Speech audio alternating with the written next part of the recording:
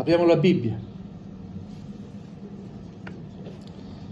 Leggiamo nel Vecchio Testamento, in Primo Re, capitolo 19, leggeremo dal primo verso fino al verso 18. 9. Primo Re, capitolo 19, dal primo verso fino al verso 18. Amen. Grazie per esservi alzati in piedi. Dio sia lodato. Acab raccontò a Izebel tutto quello che Elia aveva fatto e come aveva ucciso con la spada tutti i profeti. Allora Izebel mandò un messaggero a Elia per dirgli: gli dei mi trattino con tutto il loro rigore, se domani a quest'ora non farò della vita tua quel che tu hai fatto della vita di ognuno di quelli. Elia, vedendo questo, si alzò e se ne andò per salvarsi la vita. Giunse a Beersheba, che appartiene a Giuda, e vi lasciò il suo servo. Ma egli si inoltrò nel deserto una giornata di cammino. Andò a mettersi seduto sotto una ginestra ed espresse il desiderio di morire, dicendo: basta, prendi la mia anima, o Signore, poiché io non valgo più dei miei padri. Poi si coricò e si addormentò sotto la ginestra. Allora un angelo lo toccò e gli disse: alzati e mangia. Egli guardò e vide vicino alla sua testa una focaccia cotta su pietre calde e una brocca d'acqua. Egli mangiò e bevve, poi si coricò di nuovo. L'angelo del Signore tornò una seconda volta, lo toccò e disse: alzati e mangia, perché il cammino è troppo lungo per te. Egli si alzò, mangiò e bevve, e per la forza che quel cibo gli aveva dato, camminò 40 giorni e 40 notti fino a Oreb, il monte di Dio. Lassù entrò in una spelonca e vi passò la notte. E gli fu rivolta la parola del Signore in questi termini: che fai qui, Elia? Egli rispose: io sono stato mosso da una grande gelosia per il Signore, per il Dio degli eserciti, perché i figli di Israele hanno abbandonato il tuo patto, hanno demolito i tuoi altari e hanno ucciso con la spada i tuoi profeti. Sono rimasto io solo e cercano di togliermi la vita. Dio gli disse: va fuori e fermati sul monte davanti al Signore. E il Signore passò. Un vento forte e impetuoso schiantava i monti e spezzava le rocce davanti al Signore, ma il Signore non era nel vento. E dopo il vento un terremoto, ma il Signore non era nel terremoto. E dopo il terremoto un fuoco, ma il Signore non era nel fuoco. E dopo il fuoco un mormorio di vento leggero. Quando Elia lo udì, si coprì la faccia con il mantello, andò fuori e si fermò all'ingresso della spelonca. E una voce giunse fino a lui e disse: che fai qui, Elia? Egli rispose: io sono stato mosso da una grande gelosia per il Signore, per il Dio degli eserciti, perché i figli di Israele hanno abbandonato il tuo patto, hanno demolito i tuoi altari e hanno ucciso con la spada i tuoi profeti. Sono rimasto io solo e cercano di togliermi la vita. Il Signore gli disse: va, rifà la strada del deserto fino a Damasco, e quando vi sarai giunto ungerai Hazael come re di Siria, ungerai pure Jehu figlio di Nimshi come re di Israele, e ungerai Eliseo figlio di Safat da Abel Meola come profeta al tuo posto. Chi scamperà dalla spada di Hazael sarà ucciso da Jehu, e chi scamperà dalla spada di Jehu sarà ucciso da Eliseo. Ma io lascerò in Israele un residuo di 7.000 uomini, tutti quelli il cui ginocchio non si è piegato davanti a Baal e la cui bocca non l'ha baciato. Amen. Fin qui la lettura della parola del Signore, accomodatevi pure. È un episodio che ci racconta quanto è accaduto ad Elia, un uomo di Dio, un profeta, un grande profeta. Credo che nel Vecchio Testamento, insieme ad Eliseo, sia uno dei più grandi profeti.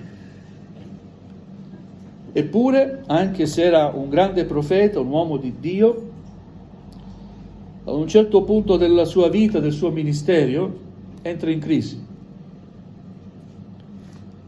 crisi spirituale, possiamo dire, perché ha paura per la propria vita. Poco prima aveva sfidato 450 profeti di Baal, lui solo. Li aveva sfidati con una piena forza spirituale. Lui solo contro 450 falsi profeti di Baal.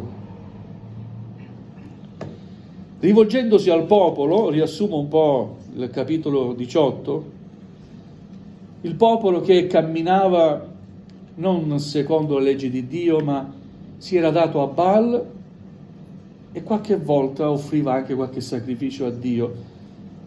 Ed Elia, rivolgendosi al popolo, dice: fino a quando zoppicherete dai due lati?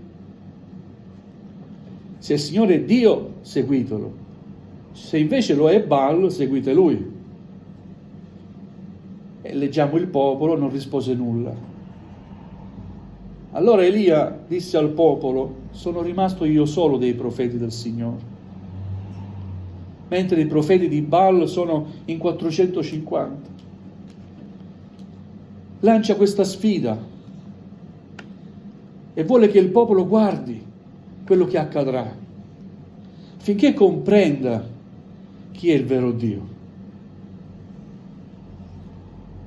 Prendete due tori. I profeti di Baal invochino il loro Dio, Baal. Se Baal è Dio, deve scendere il fuoco dal cielo. Io farò la stessa cosa, io invocherò il nostro Dio, il mio Dio. Se il nostro Dio è Dio, scenderà il fuoco dal cielo. Dà un vantaggio ai profeti di Baal: iniziate voi. Invocano Baal, ma Baal non risponde. Passa tempo, ma Baal non risponde. Come poteva rispondere, fratelli? Il nostro Dio è l'unico Dio, vero? Amen. Non c'è nessun altro Dio all'infuori di Dio. Passa del tempo ed Elia quasi li prende in giro, no? Sarà forse stanco, continuate. Baal. Basta, avete avuto il vostro tempo. Adesso è il tempo di Dio. Fa scavare intorno all'animale un fosso, riempitelo d'acqua. Mettete della legna bagnata. Vi chiedo, può accendersi la legna bagnata? Eppure quella legna si è accesa, perché del fuoco è sceso dal cielo. Amen. Così appena Elia invocò, subito Dio non si è fatto attendere. Scese il fuoco dal cielo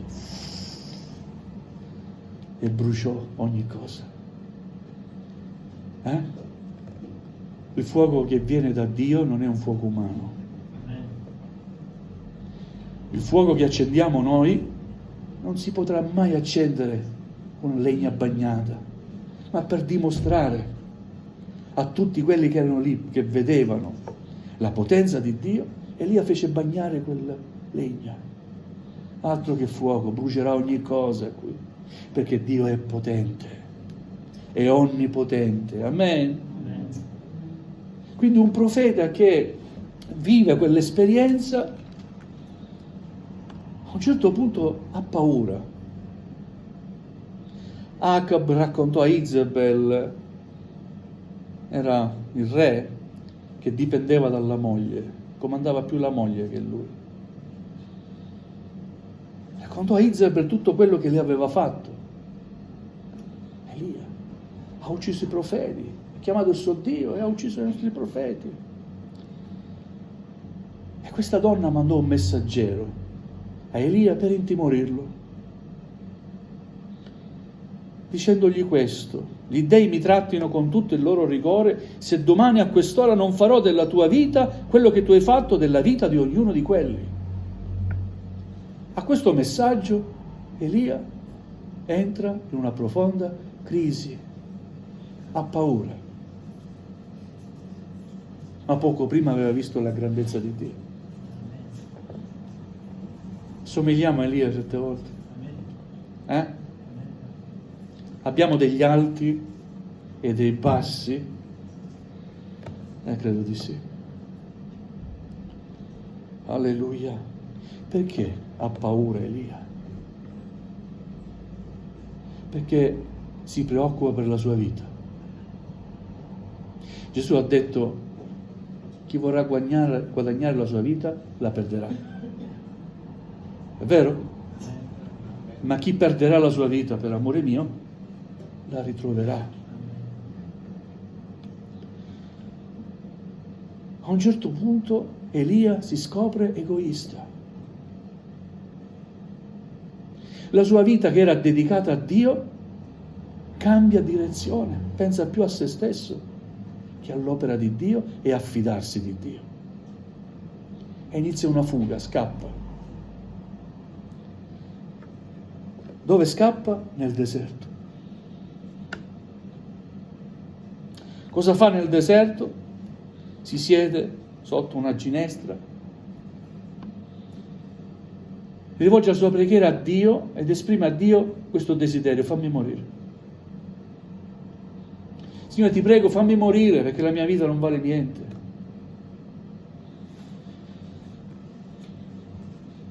È buono che il Signore non ascolti certe nostre preghiere. È vero? E dici: ma che dici, fratello? Il Signore deve ascoltare le nostre preghiere, ma dipende da quello che dici, da quello che desideri. Dio non ascoltò quella preghiera, anzi aiutò il suo servo. Si era addormentato, stanco. Ma Dio manda un angelo a svegliarlo e a dirgli semplicemente: alzati e mangia. Dio aveva preparato del cibo per il suo servo, dell'acqua. Si alzò, si svegliò, vide quel cibo e lo mangiò. E poi si addormentò di nuovo. E una seconda volta l'angelo di Dio: oh, alzati e mangia.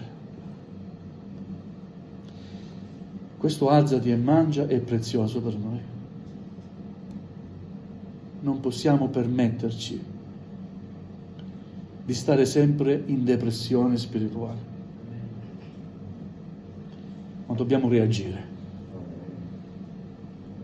Alzati e mangia, ma cosa? Della parola di Dio. Cibati del cibo che Dio ha preparato per te. Amen. Perché troviamo scritto: per quel cibo che egli ha mangiato, quel cibo che Dio ha preparato per lui, riuscì a trovare forza.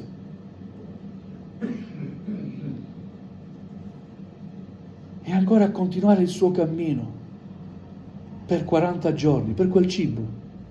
Amen. Il cibo di Dio è il cibo speciale. Siete d'accordo? È il cibo che ci dà forza per andare avanti. Lui vedeva la fine del suo ministero e della sua vita. Ma Dio gli ha rivelato: ancora hai strada da fare. Alzati, mangia, perché il cammino è ancora lungo per te. Amen. Alleluia. Si incamminò per il monte di Dio, il monte Oreb. Vedete come il Signore riesce a prendere il suo servo e a portarlo di nuovo dove era prima, spiritualmente parlando. Non solo interviene incoraggiandolo, ma non lo lascia. Entra in una spelonca, in una grotta, passò lì la notte e il Signore gli parla anche lì. Oh Signore, non ci lasciare mai. A me? Parlaci sempre, Signore. Il Signore gli parla anche lì, in quella grotta, e gli pone una domanda. Che fai qui, Elia? Questa domanda è profonda. È come dire: perché ti trovi nel posto dove non dovresti essere? Il tuo posto è lì in mezzo al mio popolo. Amen? Perché hai lasciato il tuo posto? Che fai qui, Elia? Signore, io sono stato mosso da una grande gelosia. Sono rimasto io solo. Lui pensava di essere solo. Io solo. Tutti i profeti sono morti. Sono rimasto io solo e tutto il popolo si è sviato. Non c'è nulla da fare. Quando pensiamo che non c'è più nulla da fare, e invece è esattamente il contrario. Siete d'accordo? Guardate, i romani pensavano che, avendo Gesù sulla croce che moriva, finalmente di Gesù non si sarebbe più parlato. Oh, ce lo siamo tolto di mezzo. E non è così. Perché proprio in quella croce è iniziato tutto questo. E noi siamo qui come frutto di quella croce. Amen? Amen. Vedi, quando pensi che tutto sia perduto, non è così. Alleluia. Che fai qui, Elia? Allora Dio gli dice: va fuori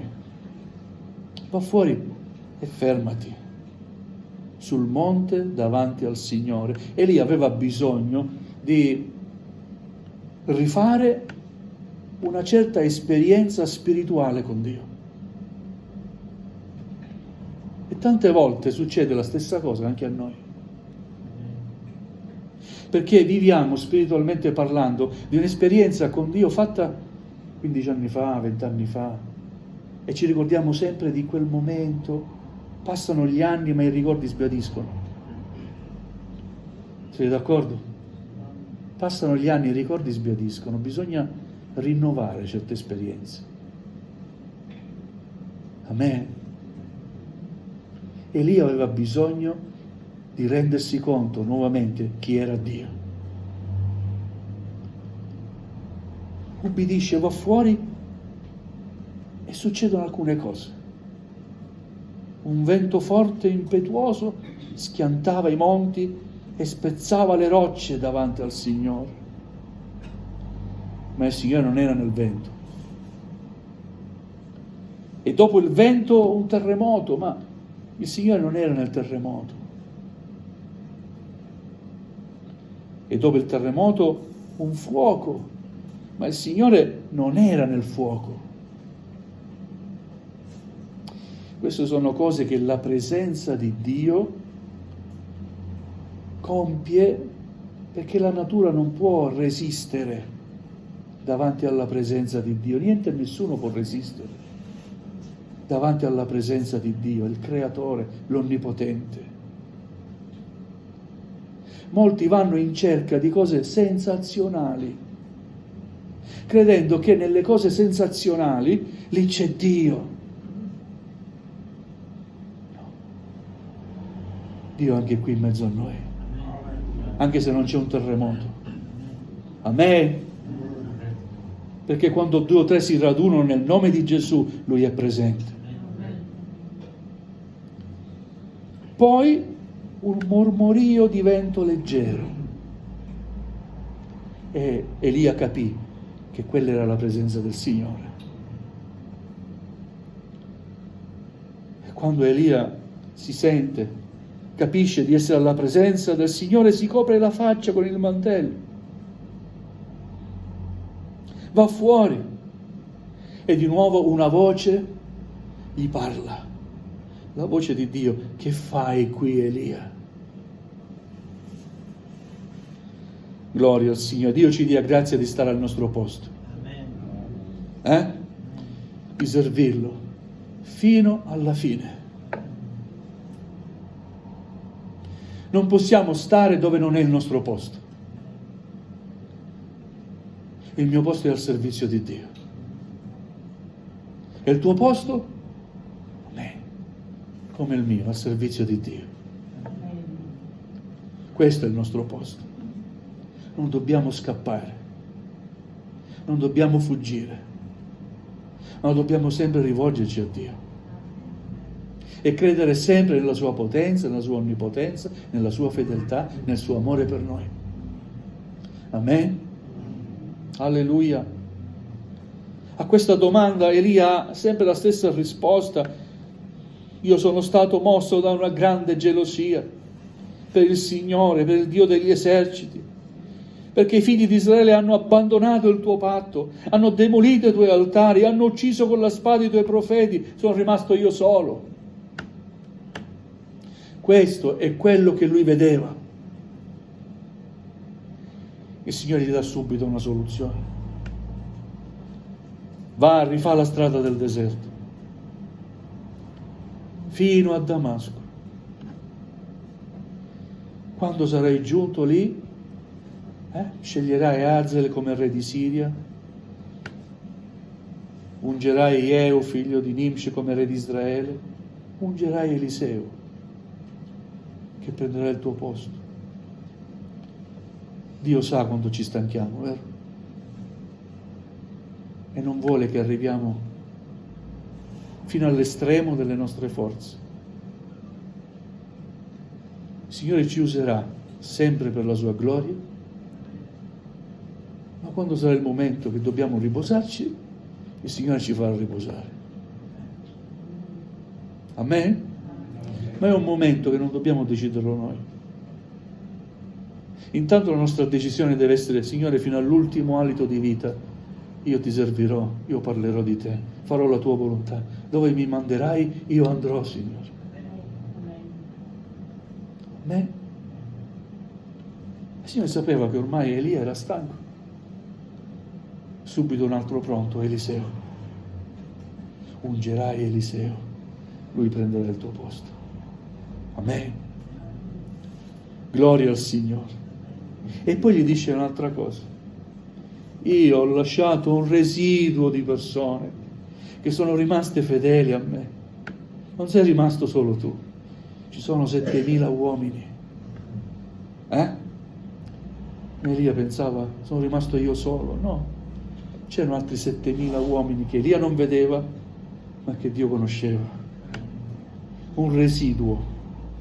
Sicuramente un residuo mi fa capire un numero inferiore rispetto a una popolazione più numerosa, saranno pure di meno, ma l'importante è essere fedele al Signore. Amen. Amen. Gloria a Dio. Erano anche di meno, ma fedeli al Signore. Dio ci dia grazie. E anche se possiamo vivere dei momenti di abbattimento spirituale, di depressione, di crisi, come vogliamo chiamarlo,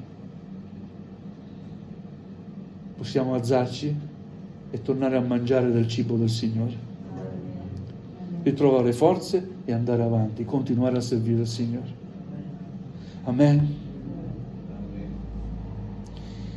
Ho telefonato a un giovane qualche giorno fa, non mi ha risposto. È da tanto tempo che non viene in chiesa, a Pieve di Cadore. Poi mi ha mandato un messaggio, diceva: pastore, so che mi hai chiamato, non ti ho risposto, so perché mi hai cercato, è il mio solito errore, torno sempre indietro, se vuoi poi ti racconto. E io ho detto: quando vuoi io sono qui per ascoltarti, nel frattempo io prego per te. Vedete, è il mio solito errore. Questo giovane sa di sbagliare, continua a sbagliare. E mi chiedo: ma perché non reagisci? Rifai la strada del deserto. Cerca ancora di rinnovare quell'esperienza che hai fatto con il Signore. Rinnovati, chiedi al Signore: rinnovami, Signore. Non possiamo vivere di ricordi, perché ci allontaneremo dal Signore. Gesù è reale, è presente, è lo stesso Dio di quando lo abbiamo conosciuto. Onnipotente come quando l'abbiamo conosciuto. Lui non cambia. Siamo noi che cambiamo. Siamo noi che cambiamo, fratelli e sorelle. Vogliamo ritornare al primo amore. Si parla della Bibbia, all'Apocalisse, del primo amore. Quell'incontro che hai fatto con il Signore tanti anni fa deve essere ancora vivo dentro di te. Non puoi continuare a vivere nella crisi spirituale o andare avanti perché qualcuno ti spinge sempre. Devi camminare con i tuoi piedi. Amen. E devi cercare di non zoppicare, ma camminare in modo deciso sull'unica via che Dio ci ha dato da seguire. Gesù è la via. Ti dico ancora, Gesù non solo è la via, è anche la verità. Amen. Ti dirò ancora di più, è anche la vita. Gesù è la via, la verità e la vita. Amen. Amen. Alleluia. Vogliamo alzarci in piedi? Vogliamo chinare il nostro capo?